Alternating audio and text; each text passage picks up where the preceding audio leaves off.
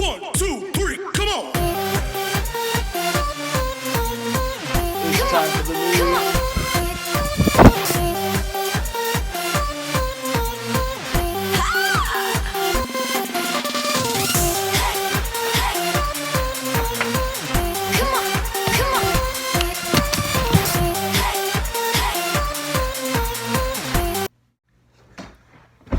Hello everybody, it's Cameron, the British news reporter. Yeah, I turned British, man. Quarantine's really got me up. But you know why I'm British? Because we're going to talk about a very special war that took place in 1914 to 1918. What's that war, you ask? World War One. Very serious business. Very serious. What was World War One, you ask? Or I should say, how did World War One start? Because all wars have to start with something, right? Well, World War One started on June 28, 1914, when a Serbian man named Gavrilo Princip assassinated Franz Ferdinand. Oh, poor Ferdinand, that bull. You know that movie Ferdinand? Well, whatever. What happened was Austria-Hungary declared war on Serbia because they were not happy about that. They were like, that was very rude of you to do. Why'd you do that? So, the war divided Europe into two armed camps. One side was the Triple Alliance made up of Germany, Austria-Hungary and Italy, because at that time they were like, hey, that wasn't very nice. So they were very upset. So they made their own alliance and were going to war. But, luckily, the Triple Entente was made up of France, Russia, Great Britain, which eventually was known as the United States. Sorry, it's not the 1700s. We're not on war still. Sorry. Eventually, the United States joined the war. And other countries started to get into the mix, which is why there were 28 nations around the world that got involved with this war. Very serious business, as I like to say. So, then, why did we get involved? Because I just said we got involved later on. Did we do it for fun?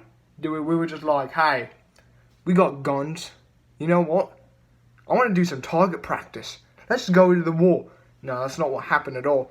What happened was, England was implemented a block of German ships in the hopes of cutting off the supplies. So we were trying to stop trade so that Germany didn't get the supplies they needed to win the war.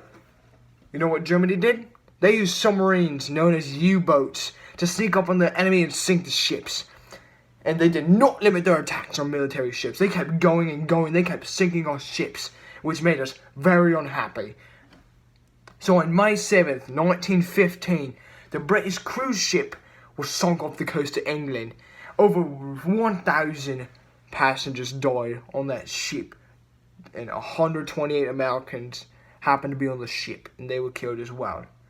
We were very unhappy. We wanted to tell their mummy that Germany killed some of our people. We were very unhappy at the time. So, we tried stopping this attack. So after this attack, President Woodrow Wilson began to actively campaign for Americans to support the Allied forces. So we were like, hey, you need supplies? Here's your supplies. We were trying to help them beat up Germany, because at the time, we were still very unhappy that they did this. And the Americans increasingly saw Germany as the enemy. But it's not World War II just yet. It's still World War I. So we're still getting tensions on Germany. We are still very upset. And Germany was a dictatorship fighting against the more established democracies. I'm still learning how to read, of the world. As a democratic nation, the United States felt obliged to support them. And we started to help the Allied forces. So we joined the war because we're like, you know what? They killed some of our people. Why don't we repay them by killing some of theirs? We were so very unhappy. We had all this pumped up Mountain Dew energy inside our body. And we're like, hey, it's time to go to war. Anyway, what methods do we use in World War I to help win the war? So we tried peacekeeping. Sure, we were very unhappy that they killed our people, but at the same time, we tried to end the war as fast as possible because we didn't want to waste supplies. We didn't want to waste money. We didn't want to kill some of our own people. We wanted to end the war as fast as possible. We tried to be neutral. We didn't want to take a side, even though we were supplying the Allied forces with materials and stuff. We were trying to be neutral, because if we were on one side, they would want to attack us. So we tried to stay neutral so that neither side got mad at us and wanted to attack us, because that would be not good. But soon enough, we started to use military action, which means guns, lots of guns, pew pew noises, which is very not good. Anyway, World War I was different from previous wars, because in previous wars, we didn't have the technology, we didn't have the cars, we didn't have the tanks, we didn't have fully automatic weapons, we didn't have any of that. We didn't have special items that we could pick up and use. But that means our soldiers got efficiently better at what they did as a job. So, we had machine guns, we had artillery, we had tanks, we had an air force, we had planes flying over with our guns going pew pew from the skies. Alright, don't worry about that.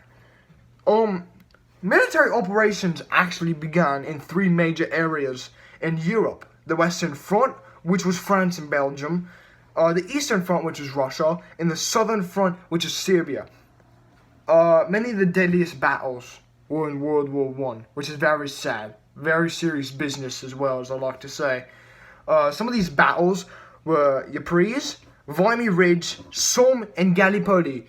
Yes, very funny names, don't laugh, okay? This is very serious business. Thousands of soldiers died during these wars. It was very terrible times. It was very sad times as well. And the turning points for the Allied forces helped them win World War I. Yes, we won World War I. We were not under control by Germany or Italy. We were all by ourselves. We were doing happy days. We were doing dances. We're like, heck yes, we won the war. Congratulations. But how do we end the war? Do we kill everyone with military force? No. On October 3rd, 1918, Germany requested a ceasefire, which basically means they surrendered. So the war ended on the 11th hour of the 11th day, on the 11th month. Very coincidental, right? When the warring parties signed the armistice and agreed to stop fighting. Yes, our peacekeeping strategies worked. Now you might be wondering, this was the early 1910s. Surely the fighting wasn't as good as it is now. Well, fear not, folks, because I've got a little skit that will prove how they fought wars today.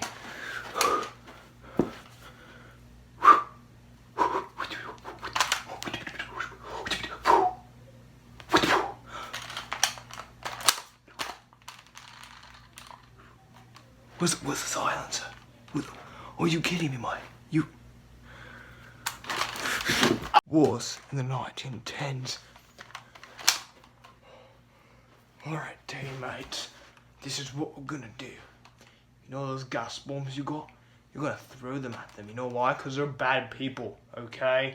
Look, I know I gave you a pistol because I just hired you. You're not ready for this high military action yet, okay, mate? So listen here. This is the plan. Put plane noises. When did they get plane? Are you serious? Plane. I quit, mate. Plane noises. Yeah, wow, that, was not good at all, but, I hope I get a decent grade on this. Yay!